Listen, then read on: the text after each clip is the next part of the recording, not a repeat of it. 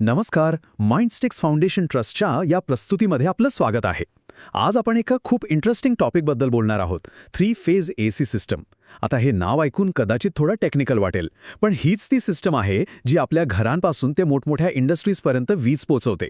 आणि हे सगळं कसं चालतं हे समजून घ्यायचं असेल तर मग स्टार आणि डेल्टा कनेक्शन्स काय आहेत हे जाणून घेणं खूप महत्त्वाचं आहे. तर आजच्या या विश्लेषणात आपण काय काय बघणार आहोत. सगळ्यात आधी ही 3 फेज सिस्टम नक्की आहे तरी काय ते समजून घेऊ. मग आपण स्टार आणि डेल्टा कनेक्शन्समध्ये खोलवर शिरू. त्यानंतर न्यूट्रल वायरचा नेमका काय रोल असतो ते पाहू. आणि शेवटी सगळ्यात महत्त्वाचं म्हणजे या सिस्टममध्ये पॉवर कशी मोजतात ते बघूया. चला मग सुरुवात करूया. पहिला प्रश्न, 3 फेज सिस्टम म्हणजे नक्की काय? अगदी सोप्या शब्दांत सांगायचं झालं तर ही एक अशी सिस्टम आहे जिथे 3 वेगवेगळे ऑल्टरनेटिंग करंट एकत्र काम करतात. त्यांची फ्रिक्वेन्सी सेम असते आणि यामुळेच खूप मोठ्या प्रमाणावर वीज अगदी एफिशियंटली म्हणजे कार्यक्षमतेनं एका ठिकाणाहून दुसऱ्या ठिकाणी पाठवता येते. खरं तर हा आपल्या इलेक्ट्रिकल पॉवरचा कणा आहे. ओके, आता हे चित्र बघा. इथे आपल्याला 3 वेगवेगळ्या रंगांच्या वेव्स दिसतात, बरोबर. हे आहेत 3 वेगवेगळे व्होल्टेजेस, VER, VFR आणि VWR. आता गंमत अशी आहे की हे तिन्ही एकाच वेळी पीकवर जात नाहीत. त्यांच्यामध्ये 120 डिग्रीचा फरक असतो, म्हणजे एकानंतर दुसरा, दुसऱ्यानंतर तिसरा असं. आणि यामुळेच आपल्याला एक स्मूथ, एकसारखा पॉवर सप्लाय मिळतो. बाजूला जे ॲरोज दिसतात ते यांचं वेक्टर रिप्रेझेंटेशन आहे. हे पुढे खूप कामी येणार आहे. ठीक आहे. मग आता आपल्याकडे या 3 फेज आहेत. पण त्यांना जोडायचं कसं, म्हणजे एकत्र कसं आणायचं? तर त्यासाठी 2 मुख्य पद्धती आहेत. एक आहे स्टार कनेक्शन आणि दुसरी आहे डेल्टा. चला मग आता एक एक करून या दोन्हींना समजून घेऊया. सुरुवात करूया स्टार कनेक्शनने. याला वाय कनेक्शन असंही म्हणतात. आणि का ते आपल्याला लगेच कळेल. याचं सगळ्यात मोठं वैशिष्ट्य म्हणजे यात एक कॉमन पॉइंट असतो. यालाच न्यूट्रल किंवा स्टार पॉइंट म्हणतात. इथेच या तिन्ही फेज येऊन एकत्र मिळतात. हे बघा, इथे आपल्याला 3 विंडिंग्स दिसतायत, U, V आणि W. या तिन्हींची एक एक टोकं एकत्र आणून N या पॉइंटला जोडली आहेत. हाच तो आपला न्यूट्रल पॉइंट. आणि जी दुसरी 3 टोकं मोकळी आहेत तिथून पॉवर बाहेर सप्लाय केली जाते. आता नीट बघितलं तर याचा आकार इंग्रजी अक्षर Y सारखा दिसतोय ना, म्हणूनच याला वाय कनेक्शन म्हणतात. सिंपल. ओके, आता इथे 2 महत्त्वाचे शब्द आहेत जे आपल्याला समजून घ्यावे लागतील. एक आहे फेज व्होल्टेज आणि दुसरा लाईन व्होल्टेज. फेज व्होल्टेज म्हणजे काय? तर कोणत्याही एका विंडिंग आणि न्यूट्रल पॉइंट यांच्यामधलं व्होल्टेज. आणि लाईन व्होल्टेज ते म्हणजे कोणत्याही 2 सप्लाय लाईन्समधलं व्होल्टेज. हे 2 वेगळे आहेत आणि हे लक्षात ठेवणं खूप गरजेचं आहे. आता इथे एक मस्त लॉजिक आहे. लाईन व्होल्टेज आणि फेज व्होल्टेजमध्ये काय संबंध आहे? तर लाईन व्होल्टेज हे सरळ सरळ 2 फेज व्होल्टेजची बेरीज नसतं, ते त्यांची व्हेक्टर बेरीज असतं. या डायग्राममध्ये बघा, VUV हा जो लाईन व्होल्टेज आहे तो VUN आणि VVN या 2 फेज व्होल्टेजेसना एकत्र करून बनला आहे. आणि याच जॉमेट्रीमुळे आपल्याला एक खूप महत्त्वाचा फॉर्म्युला मिळतो. आणि तो फॉर्म्युला आहे VL बरोबर √3 गुणिले VPH. सोप्या भाषेत स्टार कनेक्शनमध्ये लाईन व्होल्टेज हे फेज व्होल्टेजपेक्षा नेहमी √3 पट जास्त असतं. √3 म्हणजे साधारण 1.732.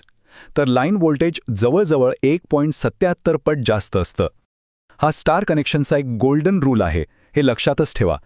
बरं, हे झालं व्होल्टेजचं, पण करंटचं काय? इथे गोष्ट एकदम सोपी आहे. स्टार कनेक्शनमध्ये करंटला वाहण्यासाठी प्रत्येक लाईनमध्ये एकच रस्ता असतो.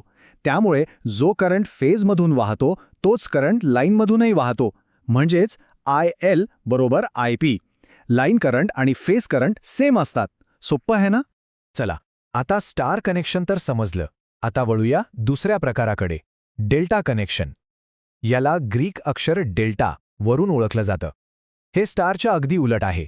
इथे कोणताही सेंट्रल किंवा न्यूट्रल पॉइंट नसतो. उलट इथे एक क्लोज्ड लूप म्हणजे एक बंद जाळी तयार होते. या डायग्राममध्ये बघा, इथे 3 वेंडिंग्स कशा जोडल्या आहेत. एकाचा शेवटचा टोक दुसऱ्याच्या सुरुवातीच्या टोकाला जोडला आहे. असं करत करत एक त्रिकोण तयार झाला आहे, अगदी डेल्टा या अक्षरासारखा. आणि सगळ्यात महत्त्वाची गोष्ट पुन्हा एकदा, इथे कुठेही न्यूट्रल पॉइंट नाही. डेल्टामध्ये व्होल्टेजचं गणित खूप सरळ आहे, कारण इथे लाईन्स थेट विंडिंग्सच्या आरपार जोडलेले आहेत. त्यामुळे जे व्होल्टेज एका फेजमध्ये आहे तेच व्होल्टेज त्या 2 लाईन्समध्ये सुद्धा असणार. म्हणजेच VL बरोबर VPH, लाईन व्होल्टेज आणि फेज व्होल्टेज एकदम सेम. पण करंटच्या बाबतीत गोष्ट वेगळी आहे. इथे स्टारच्या व्होल्टेजसारखं होतं. ह्या वेक्टर डायग्राममध्ये बघा, लाईनमधून जाणारा करंट IU हा दोन वेगवेगळ्या फेजमधून येणाऱ्या करंट्सची IUV आणि IWची वेक्टर बेरीज आहे. म्हणजे इथे करंट विभागला जातो. आणि या वेक्टर ॲडिशनमुळे आपल्याला मिळतो डेल्टाच्या करंटचा नियम IL बरोबर √3 गुणिले IPH. म्हणजे डेल्टामध्ये लाईन करंट हा फेज करंटच्या √3 पट जास्त असतो. हे स्टार कनेक्शनच्या व्होल्टेज नियमाच्या अगदी उलट आहे. तिथे लाईन व्होल्टेज जास्त होतं, इथे लाईन करंट जास्त आहे. इंटरेस्टिंग आहे ना?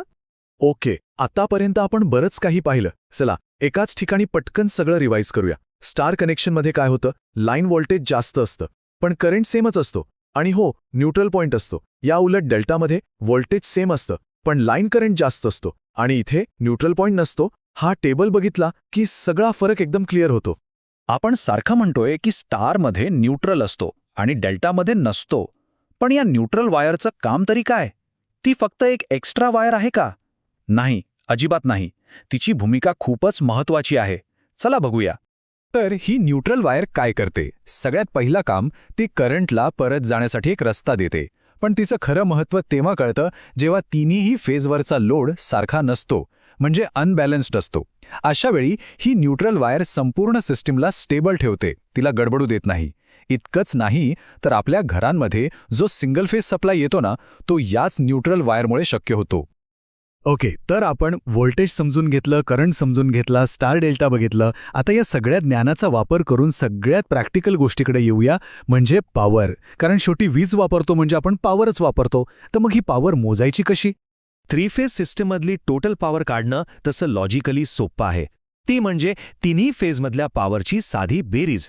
जसं या डायग्राममध्ये दाखवलं आहे, आपण प्रत्येक फेजचा व्होल्टेज आणि करंट मोजून टोटल पॉवर कॅल्क्युलेट करू शकतो.